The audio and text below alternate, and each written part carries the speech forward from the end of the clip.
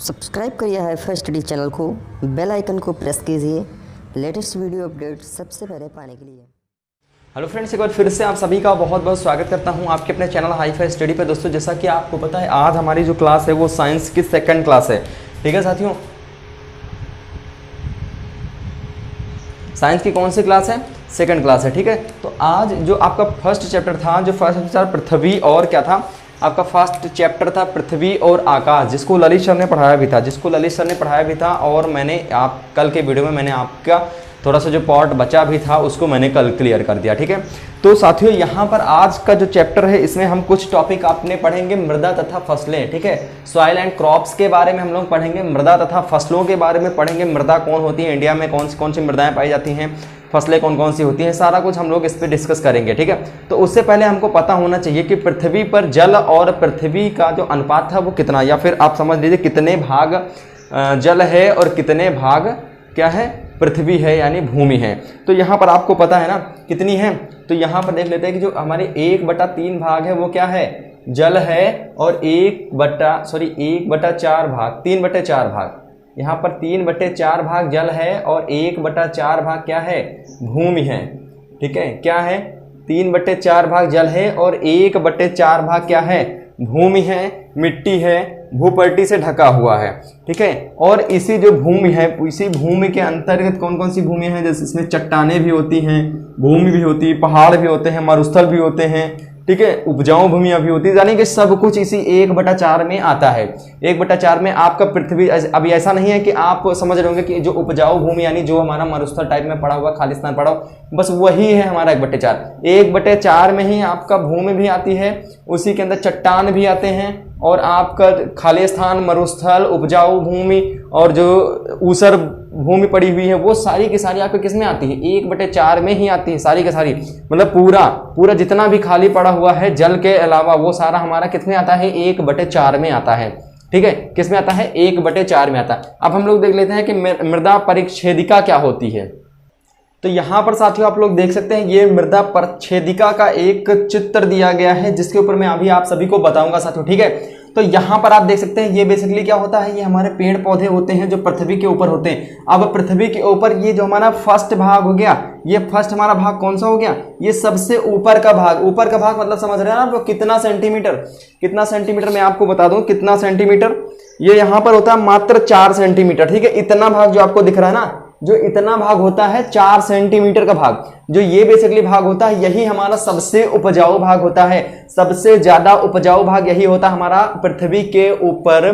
3 से 4 सेंटीमीटर का जो भाग होता है यही हमारा सबसे उपजाऊ भाग होता है। इसमें क्या होता है कि जो पेड़ पौधे उनके नष्ट पदार्थ होते हैं, और जो जीव जंतु होते हैं उनके जो शरीर होते हैं, सड़े गले उनके पदार्थ जो होते हैं वो सारे के सारे क्या होते हैं, ऊपरी भाग। ये आपको दिख रहा है ना, ये आपको जो दिख रहा है यही है 3 से 4 सेंटीमीटर, और सबसे ज्यादा उपजाऊ भाग यही होता है पृथ्वी का। सबसे ऊपर का भाग क्या कहते हैं, अब इस उपजाऊ भाग को क्या कहते हैं, सोलम मृदा कहते हैं। इसको याद रखिएगा, सोलम मृदा के नाम से जानते हैं सबसे उपजाऊ भाग को।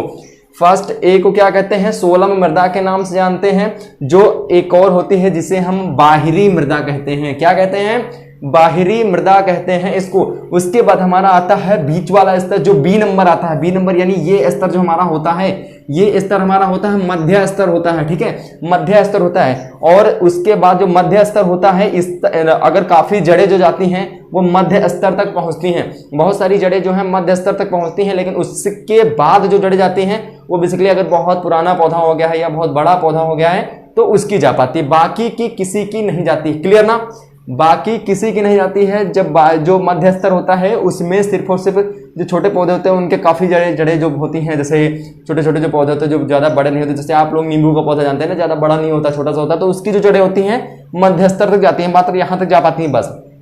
ठीक है, क्लियर, मध्य स्तर तक जा पाती हैं। अब यहाँ पर बात कर लेते हैं जो हमारे बड़े पौधे होते हैं। मान लीजिए बड़ा पौधा है और इसकी जो जड़ें हैं ये देख सकते हैं आप लोग कहाँ तक आ गई हैं, सहायक मृदा तक आ गई है। जो सहायक मृदा होती है बेसिकली, अगर यहाँ पर हम बात कर लेते हैं, अगर यहाँ पर उपजाऊ भूमि ना होती, यानी मतलब कुछ भी पदार्थ ना होता, यहाँ पर कुछ भी खनिज लवण ना होते पौधों के लिए, तो यहाँ पर क्या होता कि जब यहाँ पर जड़ें आ जाती तो यहाँ पर जड़ें नष्ट हो जाती। तो इसी वजह से इसको सहायक मृदा के नाम से जानते हैं। सहायक मृदा मतलब क्या कि यहाँ से थोड़ी बहुत सहायता पौधे को मिल जाती है, ठीक है, थोड़ी बहुत सहायता यहाँ से पौधे को मिल जाती है। क्लियर हो गया ना, इतना क्लियर हो गया।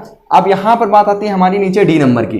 डी नंबर क्या होता है? डी नंबर होता है आधार सेल होती है, यहाँ पर कुछ नहीं होता, सिर्फ और सिर्फ आधार सेल होती हैं जो कि थोड़ा सा नर्म होती हैं। उसके बाद ई नंबर पे सिर्फ और सिर्फ हमारी क्या पाई जाती हैं? चट्टानें पाई जाती हैं। जी हाँ दोस्तों, क्या पाई जाती हैं? सिर्फ और सिर्फ चट्टानें पाई जाती हैं। और यहाँ पर आपको क्लियर हो गया ना। ए नंबर क्या होता है? यानी सोलम मृदा जो होती है वो बेसिकली हमारी सबसे ज्यादा उपजाऊ होती है, क्योंकि यहाँ पर अपशिष्ट पदार्थ होते हैं पौधों के और जीव जंतुओं के। ठीक है, जीव जंतुओं के मृत शरीर होते हैं या फिर अपशिष्ट पदार्थ होते हैं। और बी नंबर में हमारा आता है जो फर्स्ट होता है वो उसे हम बाहरी मृदा कहते हैं, बी नंबर को हम मध्यस्तर कहते हैं। ठीक है, और सी नंबर होती है सहायक मृदा होती है, डी नंबर होती है आधार सेल होती है, और नीचे जो ई नंबर हमारा बचता है वो सारा का सारा स्टोन पड़ता है, पत्थर पड़ता है। ठीक है, तो ये हो गया, क्लियर हो गया ना। अब यहाँ पर हम लोग साथियों देखेंगे, क्या देखेंगे? यहाँ पर हम लोग देखेंगे कि मृदा के प्रकार कितने होते हैं, मृदाएं कितने प्रकार की होती हैं। तो यहाँ पर मृदाएं जो होती हैं वो अलग अलग मौसम के हिसाब से, अलग अलग भूमि के हिसाब से और अलग अलग चट्टानों के हिसाब से, अलग अलग मृदाओं के हिसाब से 3 भागों में बांटा गया है। अब वो 3 भाग कौन कौन से हैं वो हम लोग देख रहे थे, क्योंकि देखिए एक जगह पर एक तरह की मिट्टी नहीं होगी। क्यों नहीं होगी? क्योंकि कहीं पर पहाड़ी एरिया है, कहीं पर ज्यादा रेतीली एरिया है, वहां पर मिट्टी अलग तरीके से होगी, कहीं पर उपजाऊ एरिया है वहां पर अलग तरीके से होगी, कहीं पर बंजर भूमि है वहां पर अलग तरीके से होगी। ठीक है, तो 3 भागों में बांटा गया। कौन कौन से? रेतीली, चिकनी और दोमट। 3 भागों में बांटा गया है। फर्स्ट नंबर क्या हो जाएगा? रेतीली, रेतीली। दूसरा नंबर चिकनी और थर्ड नंबर दोमट। ठीक है, दोमट मिट्टी। 3 भागों में इसको डिवाइड किया गया है, 3 भागों में इसको डिवाइड किया गया है। अब यहां पर साथियों बात आती है कि इनका जो आकार होता है कितने mm का होता है। इनका जो आकार होता है वो बेसिकली कितने mm का होता है, ये भी हमको जानना बहुत जरूरी होता है, क्योंकि काफी जगह पूछ भी लिया जाता है कि रेतीली जो मिट्टी है उसका आकार कितना होता है। तो इसका आकार अगर आपने याद किया है या आपने कभी पहले पढ़ा है तब आपको अच्छे से पता भी होगा। तो रेतीली जो होती है वो बेसिकली 0.064 से लेकर के 2 mm तक होती है। कितनी होती है? 0.064 से लेकर के 2 mm तक होती है। और चिकनी मिट्टी जो हमारी होती है वो 0.038 से कम होती है। चिकनी मिट्टी के जो कण होते हैं बहुत ही ज्यादा छोटे होते हैं, यानी 0.038 से लेकर 38 mm से लेकर के इससे भी कम ही होती है। यानी सबसे अगर बड़ा कण होगा तो वो 0.038 mm का होगा। अब यहाँ पर बात कर लेते हैं दोमट की। तो दोमट की जो होती है वो होता है हमारा कितना होता है? 0.038 से लेकर के 0.064 mm तक होता है। एक बार क्लियर कर लेता हूं मैं, बिल्कुल सही, बिल्कुल सही, सही है। यानी यहाँ पर क्या होगा? 0.038, यहीं पर 0.038 ही होगा। 0.038 से लेकर के 0.06468 यहाँ पर होगा। 68 नहीं 64 ही होगा। कहीं कहीं पर आपको 64 मिलेगा और कहीं कहीं पर 68 लिखा हुआ मिलेगा, कंफ्यूज नहीं होना है। तो ये हो गया। अगर आप इसको नोट करना चाहते हैं तो जल्दी से नोट कर लीजिए इसको। ठीक है, जल्दी से इसको नोट कर लीजिए, रेतीली, चिकनी और दोमट।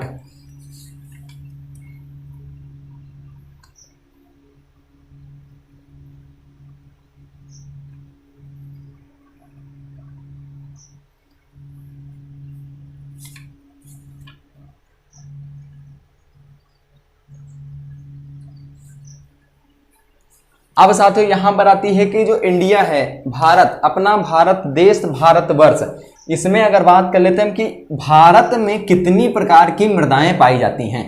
अगर यहां पर क्वेश्चन आ जाता है कि भारत में, क्योंकि भारत एक ऐसा देश जिसमें बहुत प्रकार की मृदाएं पाई जाती हैं, तो अगर यहां पर बात कर लेता है कि भारत में कितनी प्रकार की मृदाएं जो हैं वो पाई जाती हैं, तो यहां पर 1 मिनट के लिए हम लोग देख लेते हैं। यहां पर मैं सारी की सारी मृदाएं लिख रहा हूं जिससे लिखने में टाइम ज्यादा ना वेस्ट हो। तो साथियों यहां पर देख सकते हैं आप लोग कि भारत में जो मृदाएं होती हैं वो बेसिकली 6 प्रकार की पाई जाती हैं। कौन कौन सी? एक तो आपका लाल मिट्टी हो गया, काली मिट्टी हो गया, जलोढ़ मिट्टी हो गया, पर्वतीय मिट्टी हो गया, और आपका लेटराइट मिट्टी हो गया, और आपका एक हो गया रेतीली मिट्टी। ठीक है, रेतीली मिट्टी हो गई। तो सबसे पहले हम लोग देखते हैं यहाँ पर लाल मिट्टी। ठीक है, लाल मिट्टी जो होती है उसमें क्या होता है? आयरन ऑक्साइड की अधिकता होती है। आयरन ऑक्साइड जो होता है इसमें सबसे ज्यादा अधिक होता है आयरन ऑक्साइड। ठीक है, सबसे अधिक क्या होता है?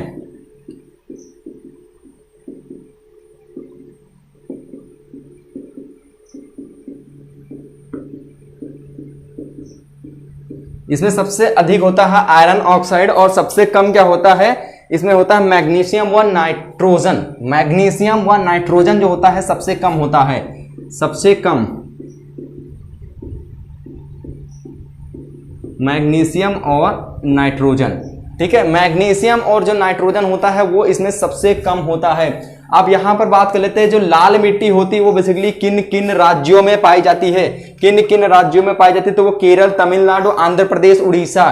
केरल, तमिलनाडु, आंध्र प्रदेश और उड़ीसा, इन राज्यों में कौन सी मिट्टी पाई जाती है, वो लाल मिट्टी पाई जाती है। क्लियर हो गया ना, लाल मिट्टी पाई जाती है। उसके बाद हमारा आता है काली मिट्टी, जिस काली मिट्टी क्या होता है, काली मिट्टी से बेसाल्ट प्राप्त होता है। क्या प्राप्त होता है, बेसाल्ट प्राप्त होता है काली मिट्टी से। और काली मिट्टी बहुत ही ज्यादा उपजाऊ भी होती है, लगभग उपजाऊ ज्यादातर होती है। और इससे ये किसके द्वारा प्राप्त होती है, जो काली मिट्टी होती है बेसिकली वो ज्वालामुखी, आप लोगों ने सुना होगा ना,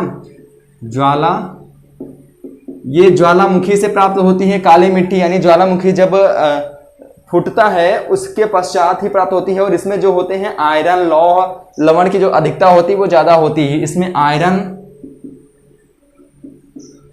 और लौह की जो अधिकता होती है वो इसमें ज्यादातर होती है। क्यों, क्योंकि लाल जो काली मिट्टी है वो ज्वालामुखी से उत्पन्न होती है। और ज्वालामुखी वही होता है जो पृथ्वी के अंदर भूगर्भ में जो भी होता है सब वो बाहर निकाल के फेंक देती है। इसी वजह से वो क्या होता है, आयरन और लौह की मात्रा जो होती है वो इसमें सबसे ज्यादा अधिक होती है।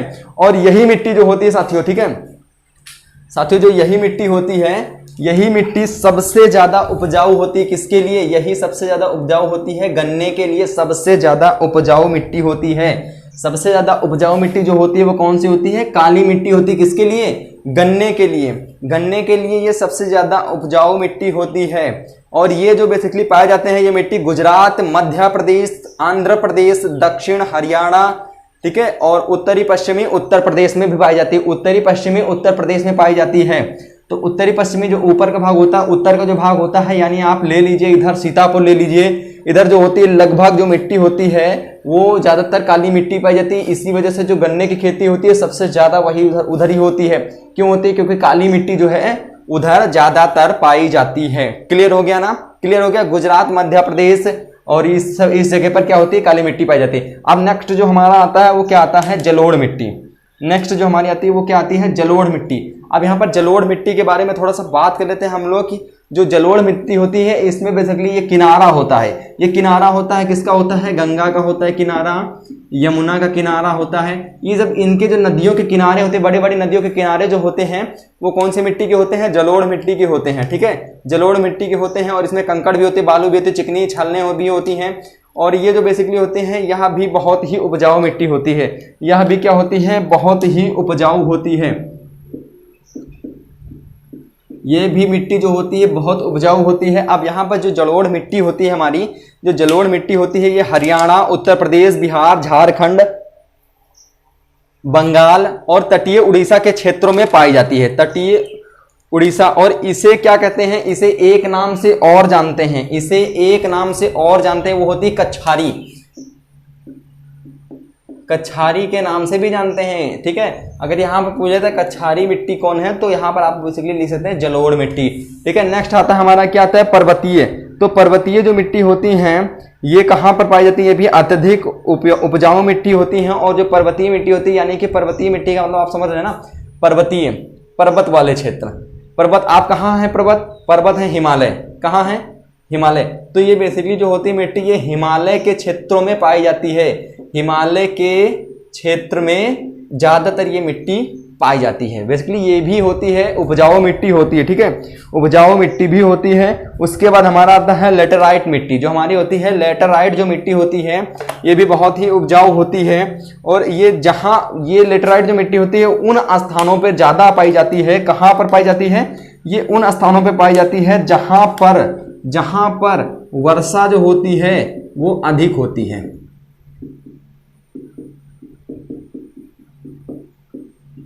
ये वहां पर पाई जाती है लेटराइट मिट्टी जहां पर जो वर्षा होती है वो अधिक होती है। यानी आप पश्चिमी घाट कह लीजिए भारत का, तमिलनाडु, आंध्र प्रदेश, उड़ीसा, असम। ठीक है, तमिलनाडु, आंध्र प्रदेश, उड़ीसा और असम। उड़ीसा और असम में ये पाई जाती है ज्यादा। उड़ीसा और असम में पाई जाती है, तमिलनाडु में पाई जाती है और आंध्र प्रदेश में भी पाई जाती है। आंध्र प्रदेश में भी ये मिट्टी पाई जाती है। ठीक है, तो ये मिट्टी सबसे ज्यादा लेटेराइट मिट्टी कहाँ पर पाई जाती है? जहां पर वर्षा अधिक होती है वहां पर लेटेराइट मिट्टी पाई जाती है।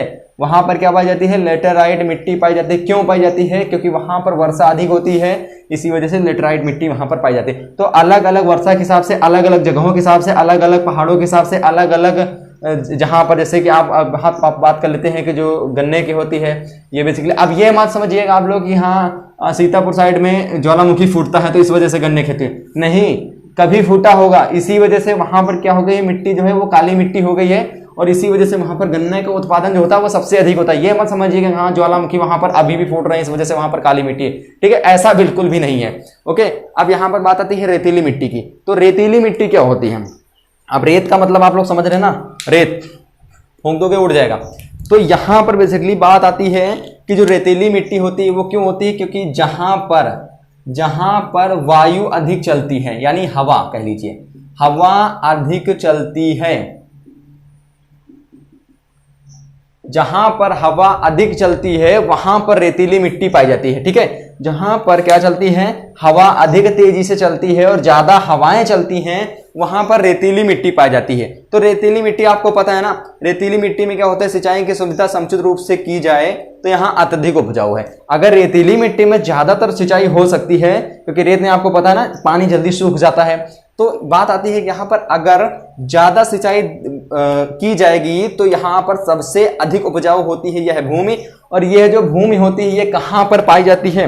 ये जो भूमि होती है ये कहाँ पर सबसे ज्यादा पाई जाती है? दिख रहा है ना आप सभी को, दिख रहा है ना? ठीक है, तो ये पाई जाती है आपके गुजरात में पाई जाती है। ठीक है, ये मिट्टी सबसे ज्यादा गुजरात में पाई जाती है और पाई जाती है कहाँ पर? और पाई जाती है कहाँ पर? पता है ना आपको कहाँ पर पाई जाती है? मरुस्थल कहाँ पर सबसे ज्यादा? रेत कहाँ पर है सबसे ज्यादा? बिल्कुल राजस्थान। ठीक है,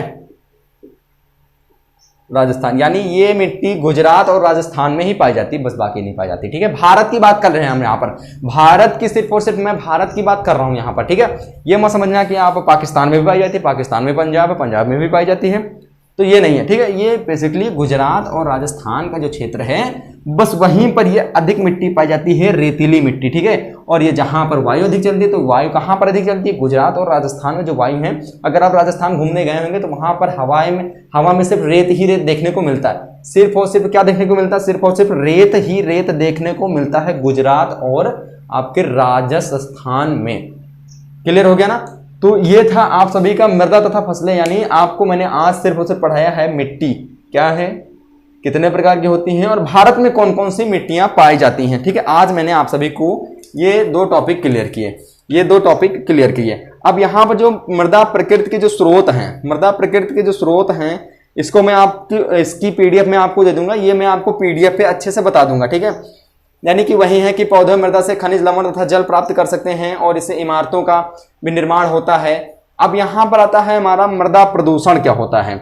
मृदा प्रदूषण क्या होता है? मृदा प्रदूषण आपको पता है, यानी मृदा को प्रदूषित करने वाले वे हानिकारक तत्व, चाहे वो कोई केमिकल ले लीजिए या फिर आपको पता है आज के ज़माने में सबसे ज़्यादा तो मृदा प्रदूषण हो रही है वो पॉलीथीन के कारण हो रही है। सबसे ज़्यादा पॉलीथीन के कारण मृदा प्रदूषण हो रही है और इसको हमको कम भी करना, यानी हमें पॉलीथीन का यूज बिल्कुल भी नहीं करना है। और सबसे ज़्यादा एक और तरीके से यूज हो रही है, जैसे कि कारखानों से जो गंदा पानी निकलता है वो हमारे नदियों नालों नहरों में आता है और उससे हमारे खेत की जो होती है सिंचाई होती है, तो उससे भी बराबर तरीके से एक मृदा प्रदूषण बढ़ रहा है। क्यों बढ़ रहा है? क्योंकि वही गंदा पानी, सड़ा गला पानी आता है हमारे खेतों तक आता है और खेतों की मिट्टियों को भी वो खराब करता है। तो इस वजह से मृदा प्रदूषण मिट्टियों से यानी कारखानों से भी सबसे ज़्यादा होने लगा है। ठीक है, सबसे ज़्यादा होने लगा है। और सबसे ज़्यादा होता है मनुष्य एवं जंतुओं द्वारा सबसे ज़्यादा खुला शोधन करना। खुला शोधन करना सबसे ज़्यादा मृदा प्रदूषण का कारण है। और मृदा प्रदूषण सबसे ज़्यादा होता है जो भूमि के दुश्मन होते हैं, भूमि को जो नष्ट करते हैं, भूमि को जो नष्ट करते हैं वो सबसे बड़े दुश्मन होते हैं मृदा के। क्यों होते हैं? क्योंकि आपको पता है ना कि काफ़ी सारे लोग घास नष्ट करते हैं, घास नष्ट करते हैं और रासायनिक जो बीज होते हैं उनको उपचारित करने के लिए काफ़ी सारी केमिकल दवाओं का यूज करते हैं, तब उनको उपचारित करते हैं। उसके बाद वही जो केमिकल लगा होता है बीज, ठीक है। जो केमिकल लगा बीज होता है तो उसके क्या आता है, काफ़ी सारे लोग क्या करते हैं, उपचारित करने के बाद या फिर दवाएं लेकर के आते हैं, उनसे उपचारित करते हैं, और उसके बाद क्या होता है कि ज़मीन में जब बोते हैं बीजों को तो उनमें केमिकल लगा होता है जिसे उपचारित करते हैं, ठीक है, जिसे क्या करते हैं, उपचारित करते हैं, और वही जो केमिकल लगा होता है वही मिट्टी को सबसे ज़्यादा प्रदूषित करता है। क्लियर है ना। और आजकल तो सबसे ज़्यादा घासों को जलाया जाने लगा है। लोग क्या करते हैं कि जैसे गेहूं की फसल होती है हमारी, गेहूं, तो गेहूं को मशीन से, ये गेहूं हमारा खड़ा हुआ है, यहाँ पर गेहूं को मशीन से ऊपर की बाली जो होती है, जिसको बाली कहते हैं, ठीक है, उसको कटा लेते हैं, बाकी का जो है उसको सब जला देते हैं। उससे हमारा मृदा प्रदूषण भी हो रहा है, साथ में वायु प्रदूषण भी हो रहा है। सबसे ज़्यादा उससे प्रदूषण हो रहा है। हालांकि सरकार ने इस पर रोक लगाया था, लेकिन अभी भी कहाँ कोई मानने वाला है। सब तो अपने भले के लिए सोचते हैं ना, सब तो अपने भले के लिए सोचते हैं। अब यहाँ पर बात आती है कि जो आजकल क्या लग रहा है, आजकल आपको पता है ना, आजकल क्या हो रही है, धान की रोपाई हो रही है। जो धान की है वो रोपाई हो रही है, तो रोपाई होती है उसमें, ये खेत हो गया हमारा, इसमें क्या किए, पानी भर के और पूरा ट्रैक्टर से कुछ करके, और उसके बाद इसमें धान लगवा दिए। धान लगवाने के बाद क्या हो रहा है, एक आती है, उसका हमको शायद नाम नहीं याद है, एक आती है लिक्विड आता है, एक प्रकार का रसायन होता है, लिक्विड होता है, उसको क्या करते हैं, खेतों में डाल देते हैं। खेतों में धान लगाने के बाद उसको पानी में ही डाल देते हैं। उसको डालने से क्या होता है कि जो घास होती है छोटी छोटी, वो जमती नहीं है, वो क्या होती है, घास जमती नहीं। उसका असर इतना खतरनाक होता है कि जो होता है कि उस पर काई जमा देता है। काई जानते हैं ना आप लोग, काई, तो उस पर काई जमा देता है। कहाँ पर, ऊपरी सतह पर, ऊपरी सतह पर, ठीक है, ऊपरी सतह पर काई जमा देता है, जिससे जो छोटे छोटे पौधे होते हैं जो जमते हैं, घास को जमते हैं, वो जम के ऊपर नहीं आ पाते हैं और अंदर ही नष्ट हो जाते हैं। तो इससे हम पौधों को तो नष्ट कर ही रहे हैं, साथ में हम मृदा को भी अपनी नष्ट कर रहे हैं, अपनी हम मृदा को भी नष्ट कर रहे हैं। क्लियर है ना। अब यहाँ पर बात आती है कि जो हम मृदा को नष्ट कर रहे हैं, अब एक और आती है, उसको क्या कहते हैं, राउंड अप कहते हैं। इधर तो राउंड अप के नाम से जानते हैं, ठीक है। और इससे क्या होता है, घास को नष्ट करते हैं। अभी जैसे हम लोग के यहाँ डिस्ट्रिक्ट बाराबंकी में हम लोग के यहाँ मेंथा की खेती ज़्यादा अधिक होती है, मेंथा की खेती होती है। तो यहाँ पर मेंथा की खेती कटने के बाद लोग क्या करते हैं, राउंडअप का प्रयोग करते हैं, इसका छिड़काव करते हैं खेतों में घासों को नष्ट करने के लिए, घासों को नष्ट करने के लिए। उसके बाद पूरी घास पूर्णतः नष्ट हो जाती है।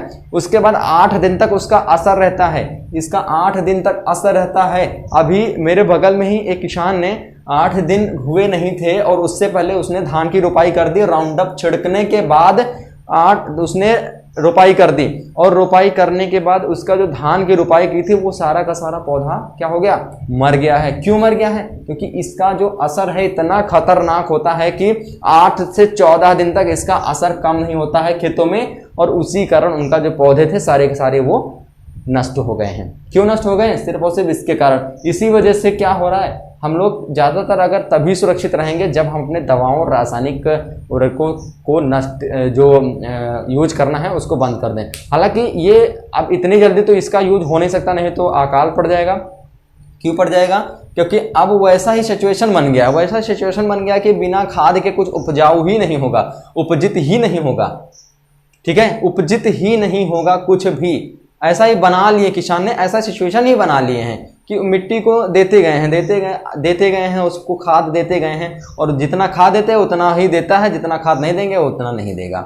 ऐसा सिचुएशन बन गया है, ठीक है। और कोई भी आजकल गोबर की खाद डालना नहीं चाहता है, कोई भी आजकल गोबर की खाद डालना नहीं चाहता है। गोबर की खाद अगर पड़ेगी तो उपजाऊ भूमि होगी और मृदा प्रदूषण भी कम होगा, लेकिन ऐसा कोई करना ही नहीं चाहता। कोई जानवर पालना ही नहीं चाहता तो गोबर की खाद होगी कहाँ से, कोई जानवर पालना ही चाहता था, सभी लोग जानवर से दूर भागते हैं, ठीक है। तो ये अभी ये आपको दिख रहा है ना, अभी दिख रहा है आपको कि हाँ बहुत अच्छे हैं यार, जाएंगे वहां पर 2 बोरी खाद उस खेत में डालना, 2 बोरी खाद उस खेत में डालना, 2 बोरी खाद उस खेत में डालना, उसके बाद काट लेना है, पूरा पैसा ही पैसा हो जाएगा। नहीं, ये अपनी भूमि को तो तुम नष्ट कर ही रहे हो, साथ में अपने अंदर के पुर्जों को भी नष्ट कर रहे हो, वही तो तुम खा भी रहे हो, जो असर उसमें जा रहा है। अब ये बताइए आप लोग कि नीम का जो पत्ती कड़वी होती है तो क्या उसकी छाल कड़वी नहीं होती, उसकी जड़ कड़वी नहीं होती है, ठीक है। तो अब जो जमीन के अंदर है उसी को तो वो ले रहा है, उसी को ले रहा है, वही जो पोषक है वही दाने में भी जा रहा है। तो वही दाना हम लोग गेहूं भी खा रहे हैं, चावल भी खा रहे हैं, दाल भी खा रहे हैं, तो हमको भी अंदर से कमजोर बना रहा है। अभी मनुष्य कितने साल जीवित रहता था, 100+ साल जीवित रहता था। अब कोई मनुष्य 50 बहुत है 50। आजकल तो 50 बहुत कम, बहुत लोग पहुंचते 70, वो भी पुराने लोग होंगे। अभी के नहीं, पुराने लोग होंगे तब वो 70 पहुंच पाते हैं। क्या है सब रासायनिक दवाएं मिट्टी को बर्बाद कर रही हैं, हमारी जो मृदा है उसको बर्बाद कर रही हैं, हमारी फसलें जो हैं उसको सब कुछ बर्बाद कर रही हैं, सब पूरा ध्वस्त किए हुए है। तो ये सोच किसको लाना है? ये सोच हम लोग को लाना है। ये सोच किसको लाना है? हम लोग को लाना है। ये कोई नहीं बताएगा। अब दुकानदार वाले नहीं बताएंगे कि हाँ भाई आप ये न डालो खतरनाक, भाई उनको पैसा लेना है यार, ले जाओ यार, जहर ले जा रहे हो ले जाओ, वो नहीं बताएंगे। जहर ले जा रहे हो, अरे यार जहर तुम भी खा लोगे तब भी कोई दिक्कत नहीं है। दुकानदार तो ऐसे बोलते भैया ले जाओ यार, इसको बहुत अच्छी चीज़ है और बहुत नंबर 1 की चीज़ है, इससे फसल आपकी बहुत अच्छी पैदावार होगी, ले जा रहे हो ना, ले जाओ। कौन मरेगा? वो नहीं मरेंगे, वो तो पैसा ले रहा है अपना, मरोगे तुम। ठीक है, तो ये था। ठीक है, तो अब यहां पर मृदा के कटाव अपर्दन हम लोग देख लेते हैं। मृदा के कटाव और अपर्दन के बारे में देख लेते हैं कि कितने प्रकार से होती है, बाकी के नेक्स्ट वीडियो में हम लोग देखेंगे। तो यहां पर हम साथियों देखेंगे आज मृदा कटाव और अपर्दन। मृदा कटाव अपर्दन किन किन कारणों से होता है, क्यों होता है। तो मृदा क्या होती है? मृदा कारकों, ठीक है, मृदा बाह्य कारकों यानी बल लगने से क्या होता है? मृदा का कटाव होता है। और मृदा के ऊपरी परत जो हमारी उपजाऊ परत होती है उसका हटना क्या कहलाता है? मृदा अपर्दन कहलाता है। क्लियर हो गया ना? मृदा कटाव मृदा अपर्दन क्या होता है? तो मृदा अपर्दन मृदा कटाव जो बेसिकली होता है वो 5 प्रकार से होता है। सबसे बड़ा मृदा काटने का जो कारण है उसको सबसे बाद में रखा गया, जो कि है मनुष्य। सबसे बड़ा दुश्मन मनुष्य है। मनुष्य खुद का दुश्मन, अपने आप का दुश्मन सबसे बड़ा दुश्मन होता है।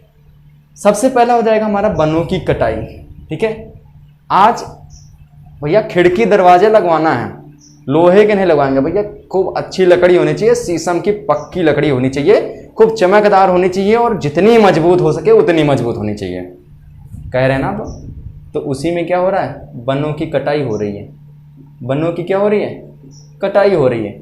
अच्छे अच्छे जो वृक्ष थे कभी पहले दिखने को मिलते थे, आज मिल ही नहीं रहे दिखने को, मिल ही नहीं रहे हैं दिखने को। क्या हो रहा है? वनों की कटाई। एक तरफ से वनों की कटाई, बेचना काटना, बेचना काटना। कोई पेड़ लगाना नहीं चाहता, कोई पेड़ लगाना नहीं चाहता है, बस काटना चाहता है। बढ़िया पेड़ लगा है, बहुत अच्छी बात, चलो काट लो, इसमें 2 दरवाजे निकल आएंगे, 2 खिड़की निकल आएंगी और 2 तखत निकल आएंगे, इसमें इसका तो बेड अगर बनवाएंगे तो बहुत बेटर बेड बन जाएगा। ये सोचते हैं आजकल लोग, यही सोचते हैं ना। हाँ, लड़की की शादी है यार, एक काम किया जाए, ये वाला पेड़ 2 पेड़ अगर कटवा लेंगे तब क्या होगा? 2 पेड़ कटवा लेंगे तो पूरा जो लकड़ी का सामान हमको देना है सब इसमें हो जाएगा। लगाना नहीं चाहता कोई भी, लगाएंगे नहीं कि चलो 4 पेड़ लगा देना, अगर हम 5 पेड़ लगा देना तब भी 1 पेड़ नहीं काटने का हमको अधिकार है, क्योंकि 1 पेड़ 100 पुत्र समान है। 100 पुत्र, 1 पेड़ को मानना मतलब अपने 100 पुत्रों की बलि देना के बराबर है। नहीं चाहता भैया 2 पेड़ का लगे हैं, चलो भैया कटवा लो यार, इससे पूरा लड़की का सामान जितना भी है, लकड़ी का सामान हमको देना, सारा कुछ इसी पौधे में यार बन जाएगा, इसी पेड़ में, और लकड़ी भी अच्छी है, तो कल लाओ भैया आरा वारा और इसको काटो जल्दी से। ठीक है, शादी भी आ रही, जल्दी से को काटो और दे दो बनने। ठीक है, गलत बात है ना ये? 4 पेड़ लगा नहीं सकते हो आप लोग तो 1 पेड़ क्यों काटो? आप पहले तैयार करके दिखाओ पेड़ कैसे तैयार होता है।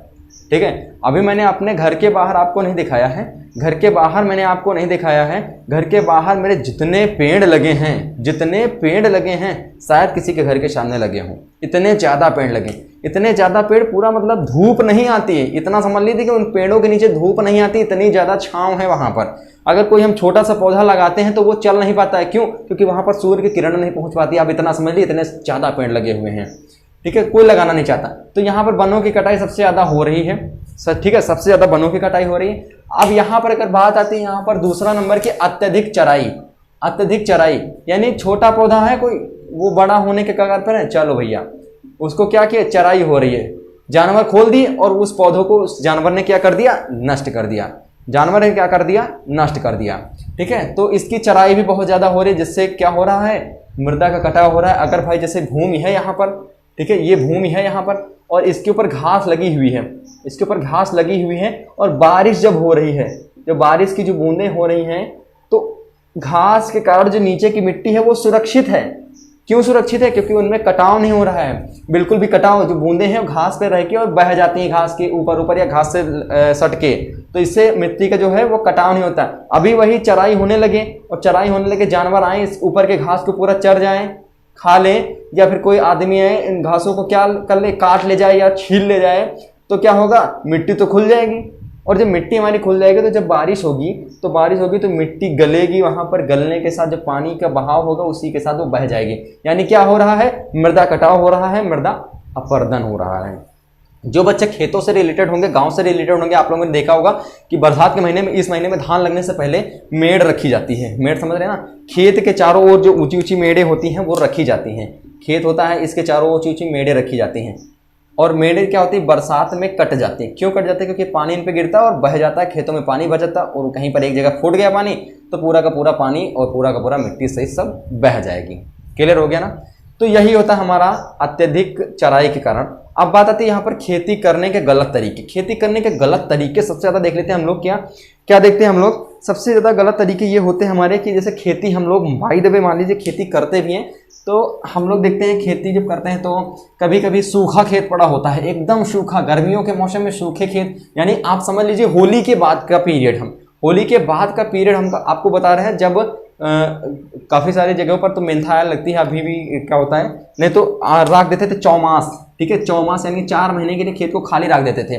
तब वहां पर क्या होता है, मिट्टी सूख जाती थी और धूल के कणों में उड़ जाती है। इसको भी हम लोग कहते हैं मृदा अपरदन। ये भी मृदा अपरदन। आप ये मत समझिए कि इसमें तो थोड़े कण उड़ रहे हैं, उड़ तो रहा है, अपरदन तो हो रहा है। ठीक है, तो ये भी हमारा हो जाता है क्या, अपरदन हो जाता है। ठीक है, तो अभी क्या होता था कि जैसे खेत होते थे तो उनमें क्या होता था कि जैसे सूखा खेत होता था, जब उसमें ट्रैक्टर से जुताई होती थी, तो उसमें बहुत सारा धूल उड़ता था, बहुत धूल उड़ता था। ट्रैक्टर पूरा धूल से नहा लेता था, इतना ज़्यादा धूल उड़ता था। तो वो धूल कहाँ जाता था, यहाँ से उड़ के दूसरे खेतों में जाता था या कहीं पर उड़ के जाता था। तो वही हो जाता हमारा क्या, मृदा अपरदन। यानी खेती करने के गलत तरीके के अंतर्गत ये भी आता है। जी हाँ दोस्तों, किसके अंतर्गत आता है, खेती गलत करने के तरीके के अंतर्गत आ जाता है। क्लियर हो गया ना। अब यहाँ पर बात आती है कि जो ढलवा स्थानों पर भी प्रकृति की मिट्टी इसके साथ कटाव होने लगा है। और बात आती है यहाँ पर कि सफलतापूर्वक खेती करें, उसके बाद अगर खेती करते हैं तो उसमें अगर खाद डाल देते हैं तो ज़मीन जो होती है वो पक्की हो जाती है, एकदम पक्की हो जाती है, और जिससे क्या होता है, कभी भी धूल नहीं उड़ती है। क्लियर हो गया ना। अब यहाँ पर आता है हमारी वनों में आग लगना। वनों में आग लगने से क्या होता है, वन तो खत्म हो जाते हैं। जैसे वन है, वनों, अभी जैसे आपको पता ना ऑस्ट्रेलिया में आग लगी थी। जी हाँ, ऑस्ट्रेलिया में आग लगी थी, पता है ना, वन में आग लगी थी, बहुत सारे जीव जंतु मारे गए थे। तो जीव जंतु जो मारे जा रहे हैं, उसके बाद जैसे मान लीजिए आग लगने के बाद जो जंगल है उसमें पूरा सब कुछ नष्ट हो गया। नष्ट होने के बाद वो खाली जमीन हो गई। अब खाली जमीन को, जिसकी जमीन होगी या सरकार की जमीन होगी, तो उसमें क्या करेगा, वो कुछ ना कुछ अपना करवाएगा। उससे भी क्या हो रहा है, मिट्टी का अपरदन हो रहा है। या फिर बाई दबे मान लीजिए पेड़ लगे थे तो पेड़ में डायरेक्ट पानी नहीं आता था, वहां पर गिरता नहीं था, इस वजह से मिट्टी नहीं कटती थी। लेकिन अगर पेड़ यहाँ से कट गए हैं या जल गए हैं पेड़, तब तो पूरा एरिया का एरिया खाली हो गया ना, पूरा जंगल खाली हो गया। और जब जंगल खाली हो गया तो जो पानी की बूंदें वो डायरेक्ट, जब बरसात होगी तेजी के साथ मूसलाधार जब बारिश होगी, तब वो सीधा जाते जाते कहाँ पड़ेगी, जमीन में पड़ेगी, और जमीन की जो मिट्टी है वो धीरे धीरे बहने लगेगी। तो ये हमारा क्या हो गया, मृदा अपरदन हो गया, मृदा का कटाव हो गया। अब सबसे बड़ा दुश्मन आता है, ये दुश्मन बैठा है। सबसे ज्यादा दुश्मन हम लोग हैं। ठीक है, मिट्टी के सबसे ज्यादा दुश्मन कौन है, हम लोग हैं सबसे ज्यादा मिट्टी के दुश्मन। क्या करते हैं हम लोग क्या करते हैं, पशुओं को चराते हैं, खुदाई और इमारत बनाने के लिए क्या करते हैं आजकल तो सबसे ज्यादा भैया 2 मंजिल खड़ा कर देना। रहना एक लोग का है, 5 मंजिल की इमारत खड़े किए हैं। किससे खड़ी की है, मिट्टी से भैया, मिट्टी से खड़ी होती है। क्योंकि इसमें किसका प्रयोग होता है, ईंटों का प्रयोग होता है। जी हाँ दोस्तों, ईंटों का। जितनी ज़्यादा ईंटों की मांग होती है उतने ज़्यादा भट्ठे वाले क्या करते हैं, मिट्टी के खेतों को खुदाते हैं, और खुदाने के बाद क्या करते हैं, वहाँ से मिट्टी के ईंटें बनवाते हैं। ईंटें फिर पकने के लिए भट्ठे पर जाते हैं, और जब भट्ठे पर पहुँच जाते हैं तब वहीं से ईंटों से घर बनता है। क्लियर हो गया ना भैया। रहना हमको अकेले हैं, 5 मंजिल की बिल्डिंग बनवाए हैं, 5 मंजिल की बिल्डिंग खड़ी किए हैं। क्या मतलब है इससे, दिखावा करना है, दिल नहीं, बिल्कुल भी। क्या मतलब इसे, क्या कर रहे हैं, मनुष्य सबसे ज्यादा दुश्मन है। आज जानवर चरा रहा है, कल वो अपना खुद चर रहा है, कल ईंटों से भी इमारत बनवा रहा है, कहीं पर खुदाई कर रहा है, तो कहीं भैया आज यहाँ पर घर है। अगर सड़क किनारे घर होता, या फिर एक घर मेरा लखनऊ में होता, कितना अच्छा होता। एक घर मेरा लखनऊ में होता बगल में, कितना अच्छा होता। ये भी सोचते, ये भी सोच एक गलत है। ठीक है, जितने में रहो उतने में सही रहो। तो मनुष्य जो है वो सबसे बड़ा दुश्मन है मृदा कटाव का, जो कि खेती करने में भी, अत्यधिक चराई में भी, वनों के कटाई में, मनुष्य जो है इन सब में आता है भाई। मनुष्य के ही कारण आजकल जो पृथ्वी पर हो रहा है, जो भी खराब काम हो रहा है, जो भी गलत काम हो रहा है, सब मनुष्य के कारण ही हो रहा है, सब मनुष्य के कारण ही हो रहा है। क्लियर हो गया ना? क्लियर हो गया ना? क्लास लंबी जा रही है ना? ठीक है, अगले पॉइंट जो हमारे हैं वो हम लोग अगले वीडियो में कवर करेंगे। तो आज की वीडियो में बस इतना ही था। ध्यान देना एक बात और, सबसे बड़ा दुश्मन कौन है? तो सबसे बड़ा दुश्मन साथियों मनुष्य ही है, हम लोग ही। मैं अपने को कहता हूं, मैं भी हूं इस पृथ्वी का सबसे बड़ा दुश्मन, मैं भी सबसे बड़ा दुश्मन हूं इस पृथ्वी का। ठीक है, तो आप लोग से यही गुजारिश है कि आप अब इस वीडियो में मैं आपसे सिर्फ और सिर्फ एक चीज मांगता हूं, बस आपसे सिर्फ और सिर्फ मैं एक चीज मांगता हूं। देखिए, मेरे बारे में अगर कोई जानता होगा ना, कोई अगर इतने लोग वीडियो देख रहे हो, अगर मेरे बारे में कुछ लोग जानते होंगे शायद कि मैं सबसे ज़्यादा पशु प्रेमी हूँ, सबसे ज़्यादा मैं एनिमल से लव करता हूँ, सबसे ज़्यादा मुझे एनिमल से प्यार है। क्लियर है ना? एनिमल से अगर कोई कुत्ता दिखता है हमको, कोई कुत्ता दिखता है हमको, तो देखते हैं भैया इस तरह की स्थिति में है। कुत्ते क्या होते हैं कि अब जैसे जानवर होता है कोई हमारा, तो वो बोल नहीं पाता, बेसिकली बोल नहीं पाता, अपनी जो अंदर की फीलिंग है वो किसी को बता नहीं पाता है। उसे क्या कष्ट है, पेट दर्द कर रहा है, क्या कष्ट है, उसे नहीं बता पाता है। मनुष्य क्या अपने कष्ट तो कम से कम बता पाता है, कष्ट तो एक दूसरे से बता पाता है, वो नहीं बता पाते। अगर वो अपने आप में बताएंगे, अपने जानवरों के आपस में बातचीत करके बताएंगे भी, क्या कर लेंगे वो, जब तक हम लोग नहीं करेंगे। तो इस वजह से पशुओं के साथ कभी भी गलत व्यवहार नहीं करना है आपको। ठीक है, कुत्ते होते हैं, काफ़ी सारे कुत्ते सड़क पे घुमा करते हैं, किसी को यहाँ कटा है, किसी का पैर टूटा है, कोई कैसे चल रहा है। मुझे तो बहुत ज़्यादा दिक्कत होती है ये सब देख के, बहुत ज़्यादा दिक्कत होती है ये सब देख के, मुझसे नहीं देखा जाता ये सब। ठीक है, इसी वजह से। और कभी कभी एक होता है, एक रोग हो जाता है कुत्तों के पीठों पर रोग हो जाता है, वो भी बहुत खतरनाक रोग होता है। ठीक है, वो बेसिकली होता है किससे, जो हमारे कुत्ते होते हैं उन कुत्तों को ज़्यादातर वो होता है, जो कुत्ते ज़्यादातर होटल पे खाना खाते हैं, होटल पे खाना खाते हैं, वहाँ पर चाय जो होती है, चाय बनने के बाद जो चाय पत्ती होती है होटल की, वो पलट दी जाती कूड़ेदान में, और कूड़ेदान में पलटने के बाद वही कूड़ेदान में जो चाय की पत्ती होती है कुत्ते खाते हैं। सबसे ज़्यादा वो रोग उसी के कारण होता है, सबसे ज़्यादा रोग जो होता है वो उसी के कारण होता है। आप समझ ली ना, सड़ जाता है, मतलब पीठ पूरी जो होती है उसको सड़ जाती है, पूरी सड़वा लग जाता है, एक हिसाब से समझ लीजिए। इतना ज़्यादा खतरनाक वो बीमारी होती है। और उसमें एक दवा आती है, उसको मैंने यूज़ किया है काफ़ी सारे कुत्तों पे। ठीक है, उस पर मैंने यूज़ किया, काफ़ी सारे कुत्ते ठीक भी हो गए हैं। लेकिन आप एक काम करना, अगर आपके घर में कुत्ता भी है तो उसको कभी भी चाय मत पिलाना, कभी भी उसको चाय मत पिलाना। चाय पत्ती का अंश उसके अंदर नहीं जाना चाहिए। एक चाय पत्ती हो गई और एक आपका हो गया मट्ठा। मट्ठा समझ रहे हैं ना, घर का जो मट्ठा होता है, वो सबसे ज़्यादा जो ये बीमारी होती है सबसे ज़्यादा इसी दो के कारण होती है। फिलहाल के लिए ये मेरी डीएलएड सब्जेक्ट नहीं है, मेरी तो डीएलएड जो मेरी ओरिजिनल सब्जेक्ट है वो मेरी बीएससी एग्रीकल्चर है, एग्रीकल्चर डिपार्टमेंट से मैं हूँ। और इसमें क्या है, जानवरों और खेती के बारे में, मृदा के बारे में, और जो फसलें हैं उनके बारे में ज़्यादा पढ़ा। एग्रीकल्चर जो बच्चे पढ़े होंगे उनको तो पता ही होगा। ठीक है, तो उसी से मैं पीएचडी भी करना चाहता हूँ, तो दोस्तों आज की वीडियो में बस इतना था। दोस्तों मिलते हैं फिर नए नेक्स्ट वीडियो के साथ, तब तक के लिए थैंक यू सो। जय हिंद, जय भारत, वंदे मातरम।